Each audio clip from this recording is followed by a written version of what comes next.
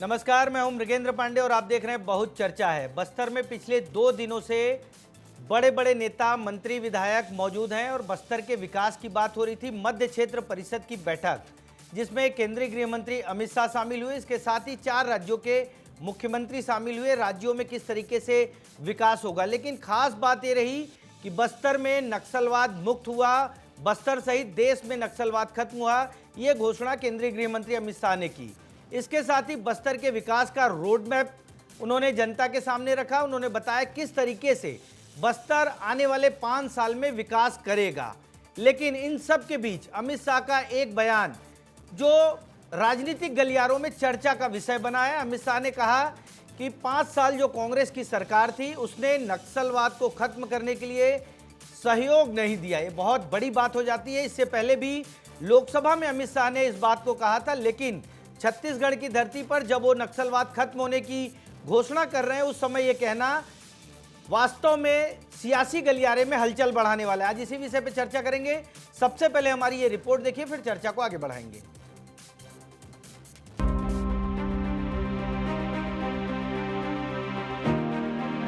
भय का माहौल, बंदूकों के साये में जीवन जीने का औधार आज समाप्त होकर एक मुक्त सांस पूरा बस्तर ले रहा है। हम सब के लिए एक बड़ा आनंद का विषय है कि बस्तर नक्सल मुक्त हो गया। केंद्र में तो मोदी जी की सरकार पहले भी थी, परंतु यहाँ पर कांग्रेस की सरकार थी। और मैं निसंकोच कहना चाहता हूँ, ढेर सारी ऐसी नॉन बीजेपी सरकारों ने नक्सल मुक्त अभियान में हमारा समर्थन किया है, मगर छत्तीसगढ़ की कांग्रेस सरकार ने नक्सल उन्मूलन अभियान में हमारा सहयोग नहीं दिया। नरेंद्र मोदी जी ने पूरे नक्सल मुक्त क्षेत्र के लिए एक लक्ष्य तय किया है कि सुरक्षा से विश्वास की यात्रा पूरी करनी है, विश्वास से विकास की यात्रा पूरी करनी है, विकास से समृद्धि की यात्रा और समृद्धि से संतृप्ति तक की यात्रा आने वाले 5 साल में पूरी करनी है। उससे बड़ा झूठा आदमी कोई है क्या? झूठ बोलने के वो लोग तो ठेका ले रखे हैं। अमित शाह यहाँ झूठ बोल रहे हैं, उसको तो वीडियो कॉन्फ्रेंसिंग में दिल्ली में बोल लेना था। नक्सल मुक्त जो हुआ है वो हमारे नीतियों के कारण से। हमने बस्तर के लोगों का विश्वास जीता, वहाँ के जल जंगल जमीन में उसको अधिकार दिया। जो टाटा के लिए जमीन ली गई थी उसको हमने वापस किया। वहाँ से बस्तर के लोगों को विश्वास सरकार प्रति उसका दृष्टिकोण है वो बदला। उनको पट्टे दिए, उनके जो स्कूल बंद थे, जो खासकर दक्षिण बस्तर में, सुकमा में, दंतेवाड़ा में, बीजापुर में, नारायणपुर में, वो सारे स्कूल फिर से प्रारंभ किए। शिक्षा मित्र और जितने भी कैंप हैं, हमारे यहाँ सबसे ज़्यादा कैंप हमारे शासन काल में खुला जो कोर सेक्टर में, और वहीं पीडीएस साहब भी हम लोगों ने लगाया, वहीं आंगनबाड़ी केंद्र खोला, वहीं स्कूल हमने खोला और लोगों को विश्वास हमने जीता। तब जाके 600 गांव खाली हमने कराए। तो आपने केंद्रीय गृह मंत्री अमित शाह को भी सुना और पूर्व मुख्यमंत्री भूपेश बघेल को। दोनों का कहना है कि उनके शासनकाल में हुए। इसी विषय पर चर्चा करेंगे। हमारे साथ भाजपा का पक्ष रखने के लिए वासु शर्मा जी हैं, प्रदेश प्रवक्ता।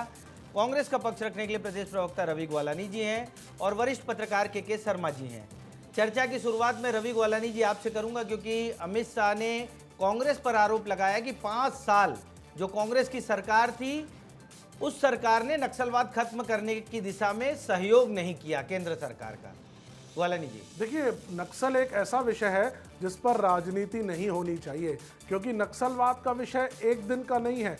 अगर आप प्रदेश में बात करेंगे तो 15 वर्षों तक के रमन सिंह जी मुख्यमंत्री थे, भारतीय जनता पार्टी की सरकार थी।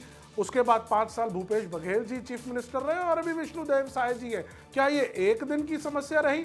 जब रमन सिंह जी चीफ मिनिस्टर थे तब उस समय सबसे बड़ा दंश अगर किसी ने झेला है तो कांग्रेस पार्टी ने झेला है। हमारा पूरा का पूरा शीर्ष नेतृत्व नक्सलियों की भेंट चढ़ गया। क्या हम सहयोग नहीं करेंगे? ये बयान केंद्रीय मंत्री अमित शाह जी का मेरे समझ के तो बाहर है। मैं इस बयान से बिल्कुल भी एग्री नहीं करता। पूरी तरीके से गलत है। भूपेश बघेल साहब जब चीफ मिनिस्टर बने तब उन्होंने एक एक करके बस्तर में रह रहे आदिवासियों का दिल जीतना शुरू किया। सबसे पहले हमने उनकी जो उपज थी उसका उचित मूल्य दिलवाया, वहां पर जो स्कूल बंद पड़े हुए थे उसको चालू किया, और तो और जो बच्चे कुपोषित हो गए थे उनके सुपोषण के लिए मुख्यमंत्री सुपोषण अभियान चलाया। ऐसे अनेकों हमने काम किए। जो उनकी जमीनें आदिवासियों की ले ली गई थी वो वापस की। एक दिन में नहीं होता है कोई भी काम मृगेन जी। एक कहावत है, Rome was not built in a day. एक दिन में रोम नहीं बना। आज जो हमारी सेना, उसका श्रेय किसी को जाता है कि जो नक्सलवाद खत्म हो रहा है पूरी तरीके से खत्म हुआ है कि नहीं ये तो वक्त बताएगा, लेकिन खत्म होने की तरफ जो हम आगे बढ़ चुके हैं इसका श्रेय सेना को जाता है और धीरे धीरे करके ही हुआ है। ये ऐसा कह देना मैं समझता हूं ये कहीं ना कहीं श्रेय लेने की बात है। मैं समझता हूं नक्सलवाद वाले मैटर को ये एक सामाजिक प्रॉब्लम है, इसमें पॉलिटिक्स नहीं होनी चाहिए। सामाजिक तौर पर सबको साथ में लेकर के चलना चाहिए। किसी एक ने काम किया एक ने किया ये कह देना पूरी तरीके से गलत है। ठीक है वासु शर्मा जी, ग्वालानी जी कह रहे हैं कि श्रेय लेने की पॉलिटिक्स है, सामाजिक समस्या है, सबको साथ लेकर चलना चाहिए और एक दो दिन में ये खत्म नहीं हुआ, लंबा समय लगा है। वासु जी। नहीं मृगेन जी, बिल्कुल ये एक दो दिन में समस्या खत्म नहीं हुई। नक्सलवाद का दंश आदिवासी भाई बहन बस्तर में कई सालों से झेल रहे थे और कांग्रेस पार्टी पे प्रश्न भी इसलिए उठ रहा है कि देश में सबसे ज्यादा राज किसी ने किया है 50 साल तो वो कांग्रेस पार्टी है।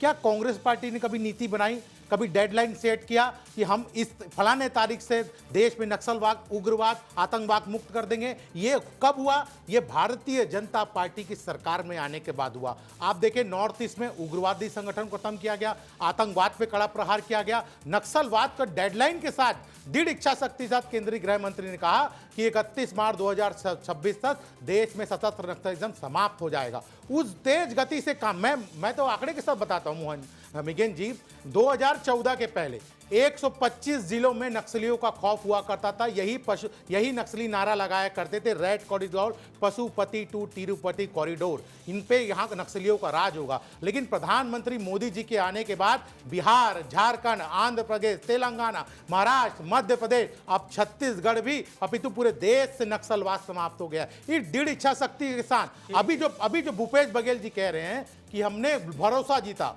किसका भरोसा? अगर आदिवासियों का आपने भरोसा 5 साल में जीता होता तो बस्तर के आदिवासी आपके साथ खड़े रहते। आपके साथ इसलिए नहीं खड़े हैं क्योंकि आपने काम नहीं किया, केवल हवाबाजी केवल किया, वहां पर कोई धरातल पे काम नहीं हुए। और कैंप खोलने की बात है, कैंप खोलने बस से नहीं होता, वहां पर अभी जो भारतीय जनता पार्टी की सरकार में कैंप खुले तो 5 किलोमीटर रेडियस तक बुनियादी सुविधा नीला योजना के माध्यम बुनियादी सुविधा वहां पर पहुंचाई गई, तब आदिवासी भाई बहनों को हौसला कहीं ना कहीं अब बढ़ा। ग्वालानी जी मैं आपके पास आऊंगा, पहला कमेंट के शर्मा जी का ले लेता हूं। के शर्मा जी, क्या लग रहा है कि ये जो डेडलाइन तय करके अमित शाह ने टारगेट ओरिएंटेड वर्क किया है इसका श्रेय बीजेपी और केंद्र और राज्य की सरकार को जाना चाहिए या फिर पिछली कांग्रेस सरकार ने कुछ किया है जिस पर उनको भी श्रेय लेना चाहिए? मृगेन जी, आप जानते हैं नक्सली उन्मूलन के लिए लगातार काम हो रहा है केंद्र सरकार से। जनजातीय योजनाओं के माध्यम से, चाहे जनमन योजना के हो, आकांक्षी जिला के माध्यम से पैसा आता रहा है, राज्य सरकार का भी पैसा वहां पे लगता है। अब बात आती है श्रेय के। निश्चित रूप से राजनीतिक दलों में जो अभी ग्वालानी जी ने कहा कि ये श्रेय लेने वाली बात है, तो राजनीतिक दल श्रेय ले गए, इतनी बड़ी यदि उपलब्धि हो रही है तो अब कांग्रेस को बताने की चुनौती है कि आपने 5 साल क्या क्या काम किया है। ये वहां के लोग तय करेंगे। क्यों? क्योंकि राजनीतिक रूप से आप देखेंगे तो 12 विधायक से 4 विधायक में आ गए और सांसद आप जीत नहीं पाए बस्तर में। तो कांग्रेस को ये चीज को तो समझाना पड़ेगा कि हमने क्या क्या काम किया है। दूसरी चीज ये है कि संदेह वाली बात जो आती है कि इसमें आप कांग्रेस के प्रति जो काम नहीं किए वाली जो बात कह रहे हो उसमें, तो फिर तेलंगाना में सरकार है, कांग्रेस की सरकार है, वहां फिर क्यों नक्सली समाप्त हो गया? ये एक बड़ा सवाल है कि वहां से सहयोग नहीं मिला क्या? जिस तरह से आप करेकुट्टा में आप देखेंगे किस ढंग से पहाड़ी में से चले जाते हैं, वहां पे तेलंगाना की ओर जा रहे थे। तो एक समन्वय के साथ ये सफलता हुई है और इसी समन्वय के चलते हुए विभिन्न राज्यों के डीजीपी की बैठक स्वयं अमित शाह ले चुके हैं रायपुर में। और ये राजनीतिक रूप से यदि देखें तो श्रेय लेने बात है, नीति, नियत, इच्छा शक्ति निश्चित रूप से अमित शाह की थी। अब विकास के लिए जो 5 साल का डेडलाइन है, उन्होंने एक लाइन बड़ी बात कही है कि नक्सली उन्मूलन से अभी हुआ नहीं है। जो जब तक विकास नहीं हो पाएगा, जो आपने बताया सुरक्षा, विकास, समृद्धि, संतृप्ति, तब तक, वो भी 5 साल 2031 का एक डेडलाइन तय करके जा रहे हैं। ये एक बड़ी बात है। जो विकास के पैमाने आपने तय किया है उसको धरातल तक पहुंचाना, सरकार को गांव तक पहुंचाना, लोगों को हर एक योजनाओं का लाभ मिले, ये एक बड़ी बात है। श्रेय को तो जनता देगी ना। आने वाले चुनाव में क्या स्थिति बनती है। 2028 में 12 विधानसभा क्षेत्र वहां पे है, 1 लोकसभा सीट है, इन सब पर क्या असर होता है। इसके साथ ही देश भर के आदिवासी। ग्वालानी जी, काम किसने किया ये तो जनता तय करती है, क्योंकि लोकतंत्र में मतदान महत्वपूर्ण होता है। वासु शर्मा जी भी कह रहे थे कि अगर कांग्रेस ने काम किया होता तो बस्तर में 8 और 4 का रेशियो 12 में नहीं आता। क्या आप अपने काम को बता पाएंगे, क्योंकि बीजेपी अगला टारगेट सेट कर दिए 2031 का। देखिए मृगेन जी, चुनाव की अगर आप बात करेंगे तो चुनाव में हार जीत का कोई एक सिंगल फैक्टर नहीं होता, कोई एक पैमाना नहीं होता। कई सारे मैटर्स होते हैं जो चुनाव में काम करते हैं। प्रत्याशी चयन एक प्रक्रिया रहती है, सरकार ने क्या काम किया, दूसरी पार्टी जो है वो क्या करेगी, जनता सुनती है सबको। कई बार जो दूसरी पार्टी होती है, जैसे प्रदेश की बात करें तो भाजपा, कई जगह भाजपा ने जनता को भ्रमित करने की कोशिश की, और हमारे प्रदेश की जनता भोली भाली जनता है, कई बार वादों पे आ जाती है। अब देखना पड़ेगा क्या वादे पूरे हो रहे हैं, वो भी आप देख रहे हैं। बहुत सारे फैक्टर होते हैं जो चले, इसीलिए सिर्फ ये कह देना कि आपकी चुनाव में जीत नहीं हुई इसीलिए जनता आपके साथ नहीं है या आप जो है वहां पर काम नहीं किए, ये गलत है। हमने काम किया, नक्सलवाद को खत्म करने के लिए हमने धीरे धीरे विश्वास जीता। अभी आपने बाइट चलाई थी भूपेश बघेल साहब की, उन्होंने एक एक करके बातें बताई कि कैसे वहां पर उन्होंने आदिवासियों का दिल जीता। ग्वालानी जी, इन बातों को जनता को नहीं बता पाए ना। मैं वही कह रहा हूं, हमने जनता को बताया, कई लोगों ने हमारे पक्ष में मतदान भी किया है। ऐसा नहीं है कि हमारे पक्ष में मतदान नहीं हुआ। मैं फिर कहूंगा बहुत सारे फैक्टर होते हैं, लेकिन भारतीय जनता पार्टी के ये कहना या अमित शाह जी का ये कहना कि भूपेश बघेल जी की तरफ से कोई भी उनको सहयोग नहीं मिला, ये पूरी तरीके से गलत है। वो चुने हुए मुख्यमंत्री थे, चुने हुए मुख्यमंत्री से जो बेस्ट हो सकता था उन्होंने किया। और उन्होंने ये भी कहा है कई बार पहले भी कि एक आप बैठक कर लीजिए, एक बहस कर लीजिए जिसमें भूपेश बघेल साहब रहेंगे, दूसरी तरफ अमित शाह जी रहेंगे, एक एक पॉइंट पर बहस हो जाएगी। भारतीय जनता पार्टी को लगता है तो बहस करा ले। वासु शर्मा जी, नहीं, बहस के लिए तैयार हैं। मैं तो अभी आपके सामने बहस की चुनौती देता हूं, बहस करें ना। हम तो डेटा लेके बैठे, अब ये कह रहे हैं ना, मैं डेटा रवि गौलानी, अभी आप 2 मिनट सुन तो लीजिए, अभी रुक, अभी आप बताइए क्या झीरम, एक सेकंड, अरे आप सुनिए तो, यही आप डेटा के साथ बात कर रहे हैं। आप ये बता दीजिए जितनी बातें भूपेश बघेल जी की उसका कोई डेटा है क्या रमन सिंह जी के राज में नहीं हुआ, बता दीजिए। अरे ये क्या क्या बात हुआ? कांग्रेस का शीर्ष नेतृत्व, सबसे बड़ा क्या शीर्ष नेतृत्व रमन सिंह जी जब भारतीय जनता पार्टी की सरकार तब क्या ये कांड नहीं हुआ? आप पहले बताइए ना, जेब में आप बताइए महेंद्र कर्मा जी, जेब में आप बताइए ना नंद कुमार पटेल साहब, भूपेश बघेल आप बताइए ना विद्याचरण शुक्ल जी, क्या इन सबको नक्सलियों ने मारा नहीं? तब चीफ मिनिस्टर रमन सिंह जी नहीं थे क्या? बताना चाहता हूं, मृगेन जी बताइए, इससे बड़ी नक्सल घटना, ठीक है मेटला की नक्सल घटना इनके समय में हुई है। आप गिन लीजिए 100 से ज्यादा हमारे जवानों को नक्सलवाद किसके समय खत्म हुआ? रमन सिंह जी चीफ मिनिस्टर थे। आप बताइए रमन सिंह जी थे कि नहीं? तो क्या रमन सिंह जी ने सपोर्ट नहीं किया ना? नक्सलवाद खत्म हुआ कि नहीं, किसके समय हुआ बताइए आप। चलिए आप कैसे कह रहे हैं नक्सलवाद पूरा खत्म हो चुका है? बिल्कुल खत्म हो गया है। कैसे कह सकते हैं? एक सेकंड, मैं बता रहा हूँ, बिल्कुल चिंता है। कैसे चिंता है? मैं बता रहा हूँ। हाँ मृगेन जी, 2 चीजें होती है, एक होता है जो नक्सली खड़े हैं उनको मारना, और एक होता है विचारधारा। जो विचारधारा खत्म हुई है नहीं हुई है, कल लोग उनके साथ और जुड़ जाएंगे कि नहीं, ये वक्त बताएगा। इसीलिए ये कह देना कि विचारधारा लोकसभा के अंदर गृह मंत्री ने कहा, जल्दबाजी आज बस्तर में आके कहा, वासु भाई अब आप लोग कर नहीं पाए, यही तो दिक्कत है, यही बात है, आप लोग कर नहीं पाए 50 साल। आप लोग कर नहीं पाएंगे, क्या आप मतलब है? 2 मिनट सेना ने जो अरे लगातार नहीं बोलना है, दूसरे लोग भी बैठे बोलने दीजिए। ग्वालानी जी, अमित शाह दे दीजिए। सेना को श्रेय देंगे। कल की प्रेस कॉन्फ्रेंस में उन्होंने बोला जवानों ने बहुत मेहनत की। ग्वालानी जी, अमित शाह ने यह भी कहा कि कुछ लोग आएंगे, भेष बदल कर आएंगे और आपको तरह तरह से बरगलाने की कोशिश करेंगे। उस मुद्दे पर क्या कहेंगे? उनका इशारा किसकी तरफ था और ये भेष बदल कर कौन लोग आने वाले? क्या नक्सली हैं, क्या कांग्रेस के लोग हैं, या धर्मांतरण करने वाले? ये भेष बदल कर आने वाले लोग कौन हैं? ये मेरे सवाल है।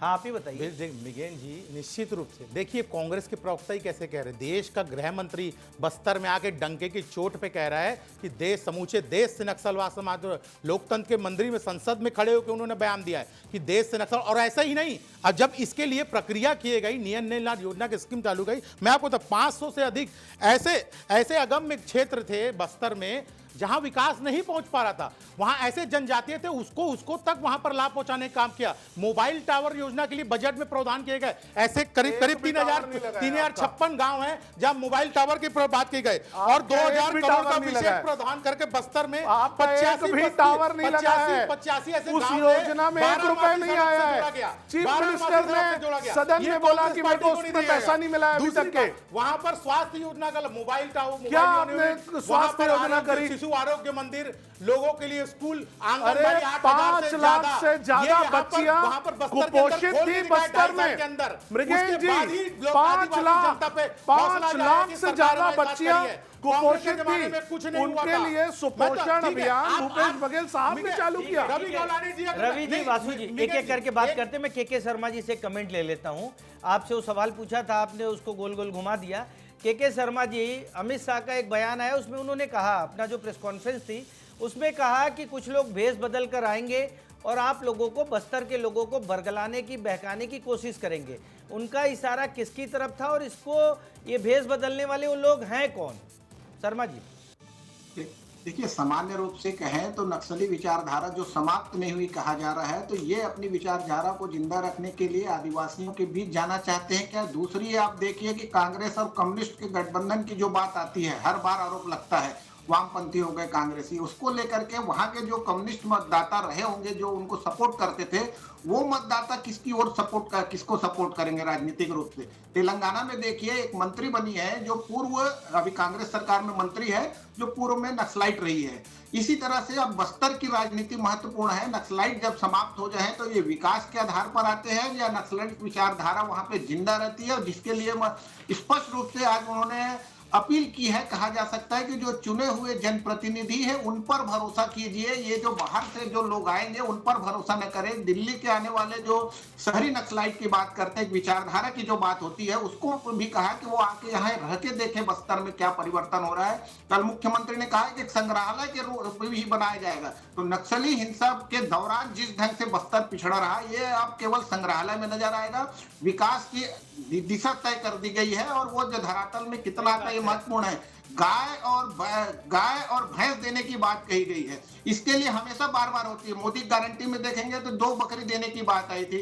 इससे पहले रमन सरकार में आपको ध्यान होगा तो जर्सी गाय देने की बात आई थी, लेकिन उस समय परिस्थितियां, बस्तर की परिस्थितियां, वातावरण उनके अनुकूल नहीं था, ये बात आई।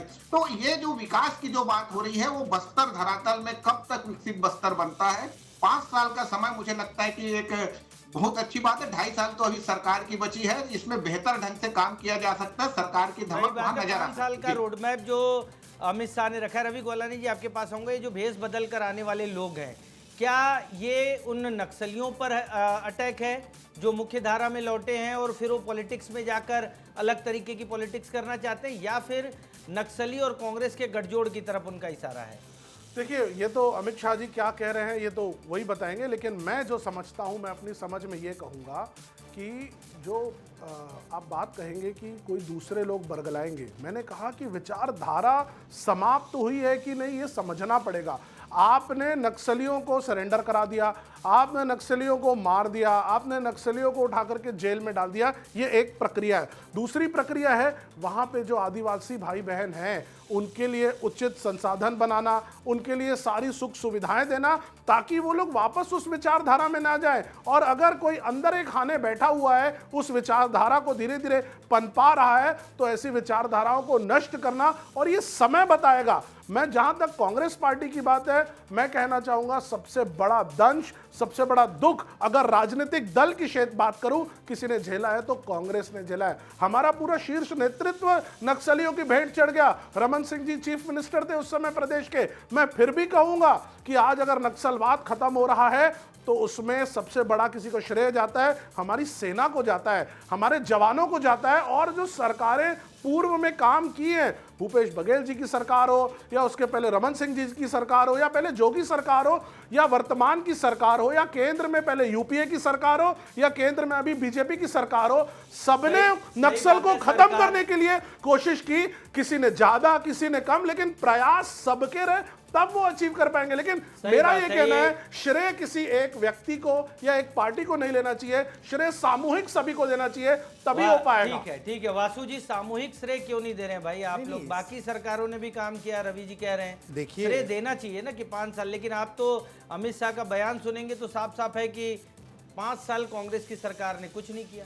नहीं, निश्चित रूप से ये कैंप खोलने की जब बात होती थी मृगेन जी, लॉजिस्टिक सपोर्ट क्योंकि राज्य सरकार को प्रोवाइड कराना होता, लॉजिस्टिक सपोर्ट में कहीं ना कहीं राज्य की सरकार डिलीवरी अपना ही है। और आपको पीछे ले जाना चाहता हूँ, पी चिदम्बरम जब गृह मंत्री हुआ करते थे, पी चिदम्बरम थे, तो उन्होंने संसद में इस बात को कहा था कि आंतरिक सुरक्षा बजट की सीमाओं को खरीदी प्रक्रिया को देरी होती है, इसको हमको त्वरित प्रयास करके प्रेस कॉन्फ्रेंस में इस बात को कहा था। इसको केंद्रीय गृह मंत्री माननीय भारतीय जनता पार्टी की सरकार आने के बाद कई सारे बुलेट प्रूफ जैकेट और भी बहुत सारी चीजों की आवश्यकता थी, लेकिन वो समय पे जवानों को नहीं मिल पाती थी। ये खुद के उनके कांग्रेस के सांसद ने इस बात को स्वीकारा था, लेकिन कांग्रेस पार्टी नहीं मानेगी। रमन सिंह जी आप 2 मिनट मिनिस्टर थे, फिर बोलोगे, रमन सिंह जी चीफ मिनिस्टर थे, उस समय अगर कोई चीज नहीं जा रही थी तो रमन सिंह जी चीफ मिनिस्टर थे। सच्चाई की बात नहीं करें, आप लोग सच को गलत तरीके से प्रेजेंट करते हो, आप लोग सच को ठीक तरीके से प्रेजेंट ही नहीं कर रहे हो। आप लोग तो ये कहते हो कि सब चीज अभी 2 साल में ही हुई है, 2 साल के पहले तो किसी ने कुछ किया ही नहीं। न सेना को श्रेय दे रहे हो वासु जी आप, ना आपने एक बार भी अपने वक्तव्य में सेना को श्रेय दिया नहीं। आप हर बार सिर्फ आपने, मैं आपकी बात कर रहा हूँ, मैं आपकी बात कर रहा हूँ, ये नक्सलवाद मैं आपकी बात कर रहा हूँ। आपने एक बार भी सेना को श्रेय नहीं दिया, आप हर चीज अमित शाह जी को श्रेय दे रहे हो। आपने तो अपने मुख्यमंत्री को भी श्रेय नहीं दिया, आपने तो विजय शर्मा जी को भी श्रेय नहीं दिया। आपके हिसाब से तो आप किसी को भी नहीं दोगे, ऐसे नहीं होता है वासु जी। गलत चीज बोलोगे तो उसका विरोध करेंगे, आप बोलिए ना, सही चीज बोलिए। ठीक है मिगेन जी, मैं छोटी सी बात कर खत्म करता हूं। ठीक है। आज जैसे छत्तीसगढ़ से नक्सलवाद समाप्त हुआ है, लेकिन विकास, जैसे अमित शाह जी ने कहा, विकास हमको अनेक क्षेत्रों तक, ग्रामीण तक पहुंचाना है, उसके लिए आज शुभारंभ भी किया है। कल जैसे उन्होंने शुभारंभ किया शहीद गुंडाधर सेवा डेरा करके, वहां पर अनेकों प्रकार की सुविधाएं, चाहे सीएससी सेंटर हो, बैंक का सुविधा हो, और भी जितने भी योजनाएं की सुविधा हो, एक छत के नीचे इलाज भी मिलेगा।